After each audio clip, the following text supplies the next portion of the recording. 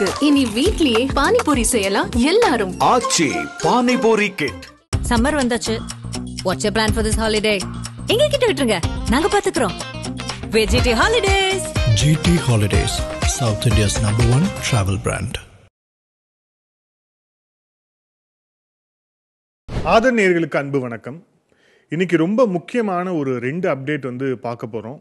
ஒன்று ஈஸ்ட் பாகிஸ்தான் தொடர்பானது, இன்னொன்று பாகிஸ்தான் தொடர்பானது. என்னடா ஈஸ்ட் பாகிஸ்தான் சொல்கிறேன்னு நினைக்காதீங்க, பங்களாதேஷ் தான். ஆனால் இப்போ அங்கே நடந்துட்டு இருக்கக்கூடிய டெவலப்மெண்ட்ஸ் எல்லாம் பார்க்கும்போது, அதுவும் குறிப்பாக ஜூலை மாதத்தில் ஒரு மிகப்பெரிய ஒரு பிரளயமே வெடிக்க போகுது அப்படிங்கிறதுக்கான ஒரு முன்னோட்டம் இப்போ நடந்துட்டு இருக்கிறத பார்த்தா ரொம்ப கிளியராக அது ஈஸ்ட் பாகிஸ்தானாக தான் மாறிட்டுருக்கு அப்படின்னு நமக்கு தோணுது.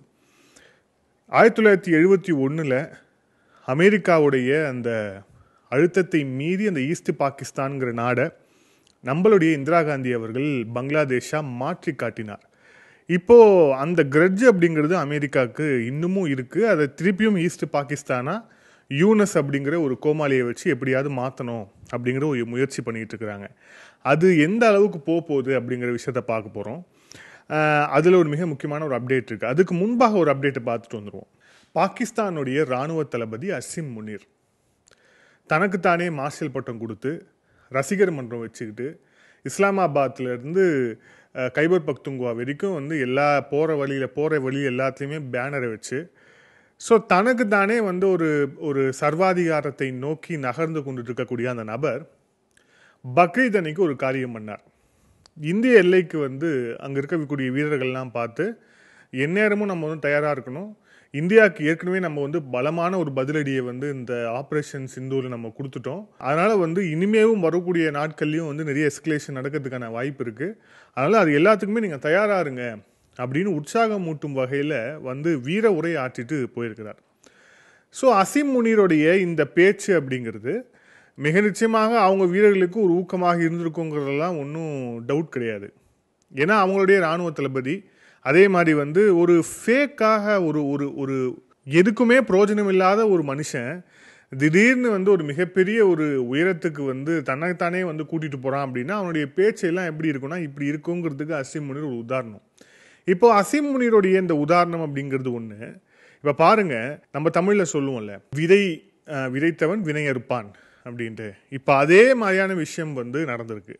அசிம் முனீர் இந்த பக்கம் உட்கார்ந்துக்கிட்டு வீர உரை, நம்ம இந்தியாவுக்கு எதிராக மிகப்பெரிய ஒரு போரில் ஜெயிச்சிட்டோம், இப்போ வரும் நாட்களில் நிறைய விஷயம் நடக்க போகுது, அதுலேயும் நம்ம ஜெயிப்போம் அப்படின்னு ஒரு பக்கம் வீர உரை ரொம்ப போலித்தனமாக இந்த அட்டகத்தின்னு வாங்கலை அந்த மாதிரியான ஒரு நபர் ஆற்றிய உரை அப்படிங்கிறது எங்கே எதிரொலிச்சிருக்கு அப்படின்னா பலுச்சிஸ்தானில் எதிரொலிச்சிருக்கு. பலுச்சிஸ்தானில் ஏற்கனவே ஒரு கடுமையான ஒரு சட்டத்தை இப்போ அந்த இஸ்லாமாபாத் அரசாங்கம் அங்கே இருக்கக்கூடிய மக்கள் மேலே திணிச்சிருக்கிறாங்க. அது அடுத்தடுத்த லெவலில் எவ்வளோ பெரிய போராட்டமாக வெடிக்க போகுது அப்படிங்கிற விஷயத்த பார்த்துக்கிட்டு இருக்கிறோம். இப்போ பாருங்கள், ஒரு 72 மணி நேரத்தில் கிட்டத்தட்ட 14 தாக்குதலை பலுச்சிஸ்தான் லிபரேஷன் ஆர்மி பாகிஸ்தான் இராணுவத்திற்கு எதிராக நடத்தி இருக்கிறது. இது எதை காட்டுது? பலுச்சிஸ்தான் அப்படிங்கிறது நம்ம திருப்பி வீடியோவில் சொல்லிட்டு இருக்கிறோம், நிறைய பேர் நீங்களே கேட்டுட்ருக்கீங்க, எப்போ பலுச்சிஸ்தான் விடுதலைன்னு சொல்லிட்டு சில பேர் நக்கலெல்லாம் கேட்குறாங்க. பலுச்சிஸ்தான் விடுதலை ஆகணும், பலுச்சிஸ்தான் உடனடியாக விடுதலை ஆகணும் அப்படிங்கிறத நாம் ஏதோ முன்னிறுத்தி சொல்கிறோங்கிறது நம்ம நோக்கம் கிடையாது. ஆனால் பலுச்சிஸ்தான் அப்படிங்கிற அந்த ஒரு பகுதி கிட்டத்தட்ட பாகிஸ்தானுடைய 43% பகுதி, அதாவது பாதி பாகிஸ்தானே எரிஞ்சுக்கிட்டு இருக்கு அப்படிங்கிற ஒரு விஷயத்தை இந்த ஊடகமும் பெருசாக அதை ஹைலைட் பண்ணாத போது நாம் தொடர்ச்சியாக பண்ணிட்டு இருக்கிறோம். அதில் நமக்கு எந்த தயக்கமும் இல்லை. இப்போ பாருங்கள், 72 மணி நேரத்தில் 14 இடத்துல தாக்குதல், அதுவும் குறிப்பாக மேஜராக நடந்த தாக்குதல் அப்படிங்கிறது 3 இடத்துல. ஒன்று கோமாசி அப்படிங்கிற ஒரு இடம், அப்புறம் கைராபாத் அப்படிங்கிற ஒரு இடம், அப்புறம் மண்ட். ஸோ இந்த 3 இடத்துலையும் பாகிஸ்தானுடைய இராணுவ துருப்புகளை மையமாக வச்சு அவங்கள டீஸ்டபிளைஸ் பண்ணணும் அப்படிங்கிற நோக்கத்தை நடத்தப்பட தாக்குதல். ஸோ இந்த தாக்குதலில் கிட்டத்தட்ட 15 பாகிஸ்தான் இராணுவ வீரர்கள் கொல்லப்பட்டிருக்கிறார்கள். இதுக்கு நாங்கள் தான் காரணம் அப்படின்னு பலுச்சிஸ்தான் லிபரேஷன் ஆர்மி வெளிப்படையாக அறிவிச்சு அதுக்கு பொறுப்பேற்றிருக்கிறாங்க. ஸோ பாருங்கள், இந்த சட்டம் அமல்படுத்தினது அப்படிங்கிறது ஒன்று. அதுக்கு முன்பாக எல்லையில் போய் நாம் இந்திய இராணுவத்தை எதிர்க்க போகிறோம், இந்தியாவை எதிர்க்க போகிறோம் அப்படின்னு சொல்லிட்டு அங்கே போய் ஆற்றிய வீர உரை. இந்த வீர உரை அப்படிங்கிறது எங்கே ரிஃப்ளெக்ட் ஆயிருக்கு? பலுச்சிஸ்தானில் ரிஃப்ளெக்ட் ஆயிருக்கு.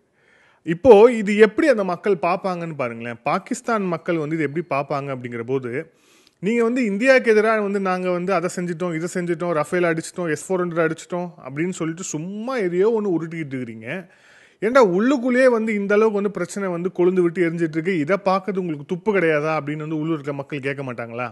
அப்படி கேட்கவே மாட்டாங்க அப்படிங்கிற நம்பிக்கையில் தான் இந்த அசீம் முனீர் போன்றவர்கள், அப்புறம் வந்து பொம்மை பிரதமர் ஷபாஸ் ஷெரீஃப், ஸோ அவருக்கு அங்கே என்ன நடக்குதுன்னே தெரியாது.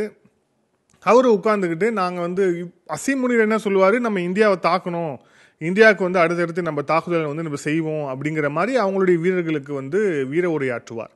இன்னொரு பக்கம் ஷபாஸ் ஷெரீஃப் வந்து கடிதம் எழுதுவார், எங்களுக்கு வந்து இந்த இண்டஸ் வாட்டர் டிடியில் வந்து அதை வந்து நீங்கள் வந்து நிறுத்தி வச்சிருக்கிறீங்க, அதில் நிறுத்தாதீங்க, சம்மந்தமாக நம்ம பேச்சுவார்த்தை நடத்துவோம், காஷ்மீர் தொடர்பாகவும் பேசுவோம் அப்படின்னு சொல்லிட்டு ஷபாஸ் ஷெரீஃப் ஒரு பக்கம் கடிதம் எழுதுவார். இது என்ன மாதிரியான ஒரு கவர்னன்ஸ்? இஸ்லாமாபாத் அரசாங்கம் உண்மையிலே யாரை ஏமாத்துது அப்படிங்கன்னா, ஃபஸ்ட்டு வந்து அவங்கள மக்களை தான் ஃபஸ்ட்டு அது ஏமாத்துது. ஏன்னா இப்போ வந்துட்டு இருக்கக்கூடிய ரிப்போர்ட்ஸின் அடிப்படையில் பார்த்தோம் அப்படின்னா, பாகிஸ்தானில் இருக்கக்கூடிய முக்கியமான நீர்நிலைகளில் 15% கீழே வந்து அந்த நீர் இருப்பு அப்படிங்கிறது வந்து போயிட்டுருக்கு நிறைய இடங்களில். ஸோ வந்து இது வந்து இண்டஸ் வாட்டர் டிடி போகக்கூடிய அந்த நீருடைய அளவு அப்படிங்கிறது குறைந்ததுன்னு வெளிப்பாடாக இது எல்லாமே மாறிக்கிட்டு இருக்கு. இது யாரை பாதிக்கும்? இதை யாரை பாதிக்கும்னா, பாகிஸ்தானில் இருக்கக்கூடிய விவசாயிகளை தான் முதல் பாதிக்குமே. அவங்க தான் வந்து இதில் வந்து மிக முக்கியமான பாதிப்பை சந்திக்கக்கூடியவர்கள். ஆனால் அவங்களுக்கு என்ன செய்யணும்?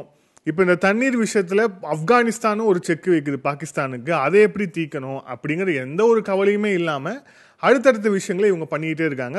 பலுச்சிஸ்தானில் இப்போ இந்த மாதிரியான விஷயம் நடந்துகிட்டு இருக்கு. பாருங்க, கிட்டத்தட்ட 15 வீரர்கள் வந்து கொல்லப்பட்டிருக்கிறாங்க. நாளைக்கு பலுச்சிஸ்தானில் நம்ம போகணும் அப்படிங்கிற அந்த தைரியம் எந்த பாகிஸ்தான் ராணுவ வீரருக்காவது வருமா? வரவே வராது. பலுச்சிஸ்தானுக்கு போனால் திருப்பியும் வந்து உயிரோட வருவோமா இல்லையா அப்படிங்கிற அந்த ஒரு நினைப்பு இப்போ பாகிஸ்தான் இருக்கக்கூடிய ஒரு ராணுவ வீரருக்கும் வந்தாச்சு மனசில். இப்போ நாளைக்கு நீங்கள் அங்கே போய் ஒரு பாதுகாப்பு கொடுக்கணும், அங்கே போய் பாதுகாக்கணும் அப்படின்னா உங்களால் எப்படி பாதுகாக்க முடியும்? இது வந்து யாருக்கு தெரியணும்? ராணுவ தளபதிக்கு தெரியும். ராணுவ தளபதி வந்து அவர் மார்ஷல் பட்டம் வாங்கிட்டாரு.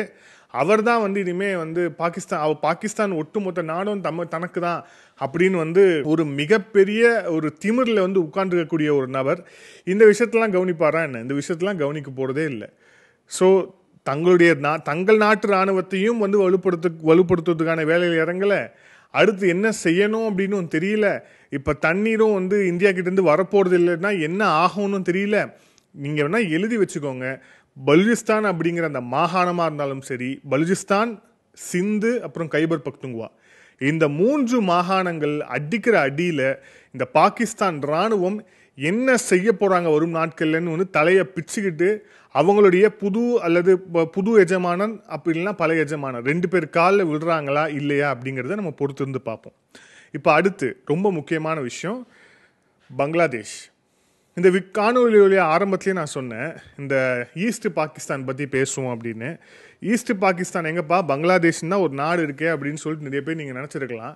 ஆனால் யூனஸ் அப்படிங்கிற ஒரு நபர், அவரை பற்றி நம்ம நிறைய பேசியிருக்கிறோம்.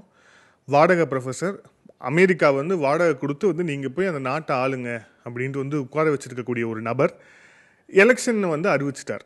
அடுத்த வருஷம் 2026 ஏப்ரலுக்கு முன்னாடி, அதாவது தமிழக சட்டமன்ற தேர்தலுக்கு முன்பாக நாம் வந்து பங்களாதேஷில் தேர்தலை முடிச்சிருவோம் அப்படின்ட்டு வந்து ஒரேடியாக வந்து அறிவித்து முடிச்சிட்டார். ஆனால் நம்ம போன காணொலியே சொன்னோம், இந்த நபர் வந்து தேர்தலை அறிவிக்கிறார் அப்படின்னா அந்த அறிவிக்கிறதுக்கான டைம் கேப்பில் இந்த ஆள் என்ன வேணால் செய்யலாம். ஏன்னா வந்து இதுவும் வந்து ஏன்னா ஒரு பெரிய ஒரு நெட்வொர்க் இருக்குது, வாஷிங்டன், ISI, யூனஸ் அப்படின்னு சொல்லிட்டு ஒரு பெரிய நெட்வொர்க் இருக்குது. இந்த நெட்வொர்க் வந்து என்ன வேணால் செய்யும் அப்படின்னு சொல்லிட்டு இருந்தோம். இப்போ வந்துட்டு இருக்கக்கூடிய செய்தி எல்லாமே ரொம்ப ரொம்ப ரொம்ப எந்த அளவுக்கான ஆபத்தை வந்து ஏற்படுத்தணும் பங்களாதேஷுக்கு அப்படிங்கிற அந்த விஷயத்தை வந்து மிக தெளிவாக தெரிஞ்சே வெள்ளை மாளிகை நமக்கு பின்னாடி இருக்குது அப்படிங்கிற அந்த திமிரில் இந்த யூனஸ் அரசாங்கம் வந்து நகர்ந்துகிட்டு இருக்கு அப்படிங்கிறத பார்க்குறோம். ஜூலை டிக்ளரேஷன், இதுதான் வந்து அதுக்கு வந்து பேர் வச்சிருக்கிறாங்க. ஸோ வந்து இப்போ நாம் வந்து ஜூன் மாதத்தில் இருக்கோம். ஸோ வந்து ஜூலை மாதத்தில் ஒரு மிகப்பெரிய ஒரு டிக்ளரேஷனை வந்து அறிவிக்கிறதுக்கான அந்த வேலைகளில் அந்த யூனஸ் அரசாங்கம் இறங்கியிருக்கு. ஸோ சரி, என்னப்பா அறிவிக்க போகிறாங்க அப்படின்னா நிறைய விஷயங்கள் இருக்குது. ஏற்கனவே அதில் வரக்கூடிய முக்கியமான அறிவிப்புகள் அறிவிச்சாச்சு. 1971 இந்த நாடு உருவாக யார் காரணமாக இருந்தாரோ அந்த ஷேக் முஜிபுர் ரஹ்மான்ங்கிற அந்த மனிதருக்கு வழங்கப்பட்ட ஒரு புனிதமான பட்டத்தை, வங்கதேசத்தின் தந்தை அப்படிங்கிற அந்த பட்டத்தை பறித்தது இந்த யூனஸுடைய அரசாங்கம். ஏன் பறிச்சாங்கன்னு யோசிச்சு பாருங்களேன்.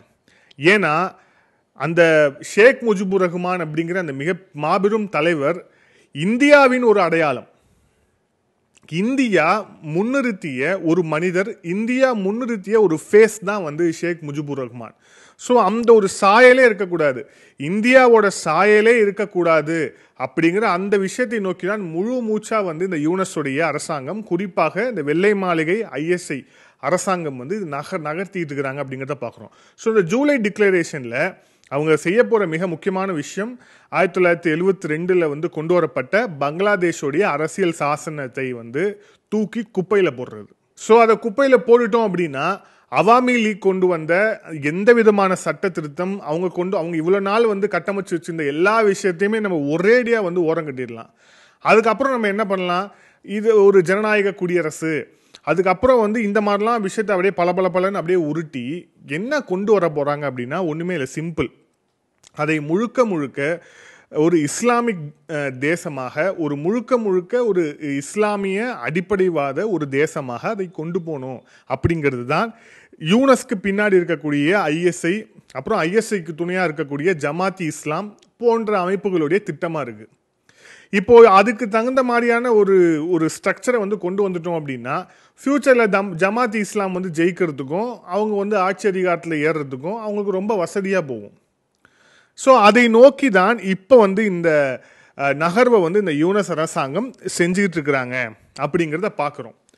இதில் இன்னொரு திட்டமும் இருக்குது உங்களுக்கு. என்ன அப்படின்னா அவாமி லீக் அப்படிங்கிற அந்த ஷேக் ஹசீனாவுடைய அந்த கட்சியை கிட்டத்தட்ட அதை வந்து ஒரு ஹிட்லரோட நாசி அமைப்பு மாதிரி வந்து சித்தரிக்கிறதுக்கான ஒரு வேலைகளை இவங்க இறங்க போகிறாங்க. இது எல்லாமே எதுக்காக அப்படிங்கிறது நம்ம இந்த காணொலி இறுதியாக பார்ப்போம். ஸோ அந்த சித்தரிப்பில் வந்து இவங்க இறங்க போகிறாங்க அப்படிங்கிற அந்த ஒரு விஷயமும் இருக்குது. இதில் இன்னொரு முக்கியமான விஷயம் பாருங்கள். அமெரிக்கா அப்படிங்கிற அந்த ஒரு வெள்ளை மாளிகை அரசாங்கம் பங்களாதேஷை வந்து எதற்காக தங்களுக்கு வேணும்னு நினச்சாங்களோ அந்த விஷயத்தை இந்த யூனஸ் தங்கத்தட்டில் கொண்டு போய் அப்படியே வந்து கொடுக்க போகிறார். அதற்கான நகர்வுகளுக்கான ஒரு ப்ரிப்பரேட்டரி ஒர்க்ஸ்ன்னு வாங்களேன், அதுதான் இப்போ எல்லாமே நடந்துகிட்டு இருக்கு. ஏற்கனவே இந்த சென்ட் மார்டின் ஐலாண்டை வந்து அமெரிக்கா குறி வச்சது. அதை அமெரிக்காவுக்கு தருவதற்கு ஷேக் முஜிபுர் ரஹ்மானும் மறுத்தார், ஷேக் ஹசீனாவும் மறுத்தார். அதுதான் அவங்க ரெண்டு பேருக்கும் ஏற்பட்டிருக்கக்கூடிய நிலைமைக்கு ரொம்ப முக்கியமான காரணமாக இருந்தது. இந்த யூனஸ் அதை வந்து தரப்போறார், அதில் வந்து டவுட்டே கிடையாது. ஆனால் அதை மட்டும்தான் தரப்போறாரா அப்படின்னா அதுதான் கிடையாது. எஜமா, நான் வந்து உங்களுடைய அடிமை, நான் வந்து நீங்கள் கேட்டது மட்டும் இல்லை, நீங்கள் கேட்காதையும் நான் கொடுப்பேன் அப்படிங்கிற ஒரு நினைப்பில் வந்து இந்த யூனஸ் போய் இப்போ என்ன பண்ணுறார் அப்படின்னா சிட்டகாங் போர்ட்டோடைய மெயின்டெனன்ஸு, அதுக்கப்புறம் அதோடைய ஒட்டுமொத்த இந்த பராமரிப்பு வேலை, அதுக்கப்புறம் கண்ட்ரோல் இப்போ அமெரிக்காவுடைய அரசாங்கத்துக்கு கீழே போகுது.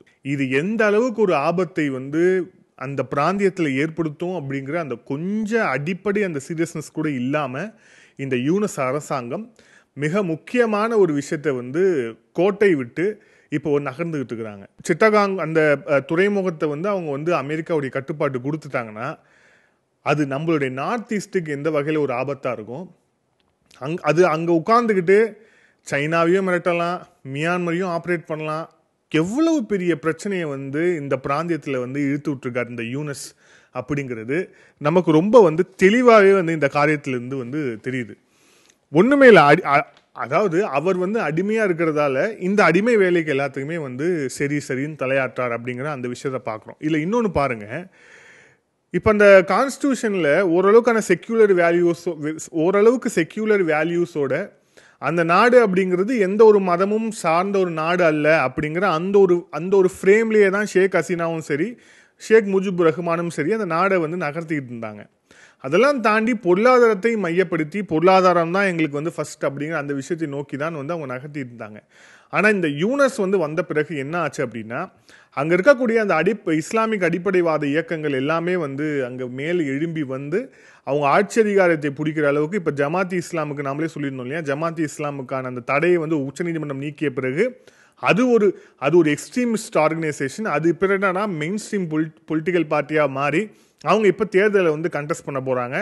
ஸோ அவங்க வந்து கிட்டத்தட்ட வந்து ஆட்சி அதிகாரத்தை பிடிச்சாங்கன்னா என்ன மாதிரி விஷயங்கள் நடக்கும் அப்படிங்கிறது ரொம்ப தெளிவாக தெரியும். அங்கே இருக்கக்கூடிய சிறுபான்மையினர்களுடைய கதி என்ன ஆகும் அப்படின்னே தெரியல. அதுக்கு ஒரு மிக முக்கியமான ஒரு ஆதாரமும் இருக்குது. 2025 February 12 ஹியூமன் ரைட்ஸ் ஆஃபீஸ் அவங்க வந்து வெளியிட்டு இருக்கக்கூடிய ஒரு முக்கியமான டாக்குமெண்ட்டில் Chapter 6 அவங்க வந்து அங்கே இருக்கக்கூடிய சிறுபான்மையினருக்கு எதிராக இந்த ஜிஹாதீஸ் இயக்கங்கள் எல்லாமே வந்து என்ன மாதிரியான ஒரு அடக்குமுறையை செஞ்சாங்க. அதில் வந்து சொல்கிறாங்க என்னென்னா, lynching, targeted assassinations, brutal violence, கொலை, அதுக்கப்புறம் வந்து குறிப்பிட்டு வந்து யார் யார் எப்படி குறிப்பிட்ட வன்முறை தொடர்ச்சியாக என்னென்ன விஷயங்கள்லாம் செஞ்சாங்க அப்படிங்கிறத யூஎன்னுடைய ஹியூமன் ரைட்ஸ் அறிக்கையில் மிக தெளிவாக வந்து ஆதாரத்தோடு வந்து அதில் வெளியிட்டிருந்தாங்க. ஸோ இப்போ யூனஸ் அரசாங்கம் நகர்ந்துட்டு இருக்கு அப்படின்னா, ஸோ இப்போ இது ஃப்யூச்சரில் என்ன மாதிரியான ஒரு தாக்கத்தை ஏற்படுத்தும் அப்படின்னு நாம் வந்து சொல்லவே வேணாம். ஸோ இப்போ நம்ம பார்த்தோம் அப்படின்னா மிக நிச்சயமாக ஒரு முக்கியமான டிசிஷனை எடுக்கக்கூடிய இடத்தில் அந்த நாட்டுடைய இராணுவ தளபதி வக்காருஸமான் இருக்கார். வக்காருஸமான் நினைச்சா மட்டும்தான் இப்போ வந்து ஓரளவுக்கு வந்து இந்த சுச்சுவேஷன்ஸை வந்து, அதுவும் குறிப்பாக அந்த பங்களாதேஷ் அப்படிங்கிற நாட்டுடைய அந்த சோசியல் ஃபேப்ரிக் உள்ளிட்ட விஷயங்கள்லாம் குலையாமல் அதை காப்பாற்றணும் அப்படின்னா அதோடைய அந்த பொறுப்பு அப்படிங்கிறது வக்காருஸமான் கீழே தான் இருக்குது. ஆனால் வக்காருஸமான் இதை தனியாக செய்ய முடியாது. ஏன்னா அவங்களுக்கு பின்னாடி அமெரிக்கா அப்படிங்கிற ஒரு மிகப்பெரிய ஒரு நாடு இருக்குது. அதுக்கப்புறம் வந்து ஐஎஸ்ஐன்னு சொல்லிட்டு ஒரு நாசக்கார பங்களாதேஷில் எல்லா இடத்துலையுமே நெட்வொர்க் கூடிய ஒரு ஸ்ட்ராங்கான ஒரு உளவு அமைப்பு அப்படிங்கிறது இருக்குது. அப்போ வக்காருஸமான் வெறும் இராணுவத்தை மட்டுமே வச்சு என்ன பண்ண முடியும்? ஸோ வக்காருஸமான் இந்தியாவுடைய உதவியை நாடுவதற்கு மிக நிச்சயமான வாய்ப்பு அப்படிங்கிறது இருக்குது. அது மட்டும் இல்லை, உதவியை நாடுவதற்கு நான் சொல்கிறதுக்கான காரணம் வெளிப்படையாக அந்த மாதிரி விஷயங்கள் தெரியல. ஆனால் அவர் ரஷ்யா போயிட்டு வந்ததாகட்டும், ஷேக் ஹசீனாவை அவர் சேஃபாக வந்து இந்தியாவுக்கு அனுப்பிச்சதாகட்டும், இது அதே மாதிரி அவர் அந்த பதவியிலேருந்து இறக்கணும்னு ஐஎஸ்ஐ போட்ட ஒரு திட்டத்தை முறியடித்து காட்டியது இந்தியாவுடைய உளவு அமைப்பான ரா. இன்னைக்கு அவர் அந்த பதவியில் நீடிச்சிட்டு இருக்கார் அப்படின்னா அதுக்கு மிக முக்கியமான காரணம் நம்மளுடைய உளவு அமைப்பு. ஸோ இங்கே வக்காருஸமான் பின்னணியில் இருந்து மிக முக்கியமான ஒரு பிளேவை செய்ய போகிறது இந்தியாவுடைய உளவு அமைப்பு. இதற்கு உதவியாக இருக்க போவது ரஷ்யா. ஏன் அப்படின்னா இந்த பிராந்தியத்தில் எந்த மாதிரியான ஒரு சுச்சுவேஷன் வந்து இருக்கணும் அப்படிங்கிறதுல ரஷ்யாவுக்கும் ஒரு மிக முக்கியமான ஒரு பங்கு இருக்குது.